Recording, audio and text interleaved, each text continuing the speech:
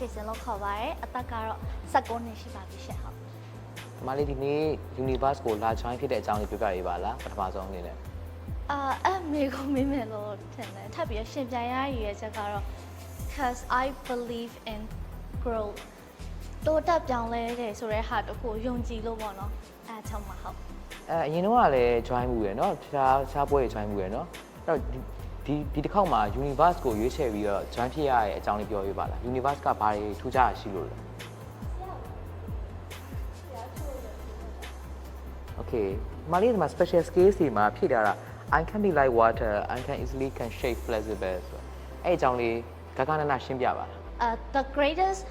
thing is to be like a water တဲ့ဘာလို့လဲဆိုတော့ရေတွေက flexible ဖြစ်တယ်ဘယ်နေရာမှာဆိုစီးဆင်းနိုင်တယ်ခွက်တစ်ခုဒီလိုခွက်ဆိုလို့ရှိရင်ဒီခွက်ပုံစံထဲမှာဒီခွက်ပုံစံတိုင်းဖြစ်တယ်ပြီးတော့မာကြောရဲ့ကြောက်ဆောင်နေလားသူတို့ဖြတ်သွားနိုင်တယ်ဘယ်လို obstacle ဖြစ်ပါစေသူတို့ကပြန်မတိုက်ခိုက်ဘူးဒါပေမဲ့သူတို့လုံးဆရာကြီးရဲ့ဟာသူတို့လုပ်ပြီးစီးဆင်းသွားတယ်အဲ့လိုသဘောမျိုးပြောထားတာပါရှင်ဟုတ်ဒီနှစ်မှာ Universe join နေတဲ့မှာပရိသတ်စိတ်ဝင်စားပြီးတော့အရန်နာမည်ကြီးရဲ့လူတွေပါလာတာကိုသိမှာပါเนาะအဲ့တော့ကိုရှင်ပြန်ရမယ့်သူတွေဒီလိုမျိုး power တစ်ခုရှိနေခါကျတော့ကိုယ့်အတွက်ဘယ်လိုယုံကြည်မှုတိဆောက်ထားလဲဘာတွေပြင်ဆင်ထားလဲဘယ်လိုတိုက်ပွဲဝင်မယ်စဉ်းစားထားလဲ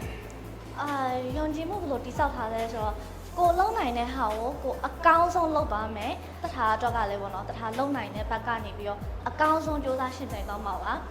နောက်ပြန်လှည့်ကြည့်တိုင်း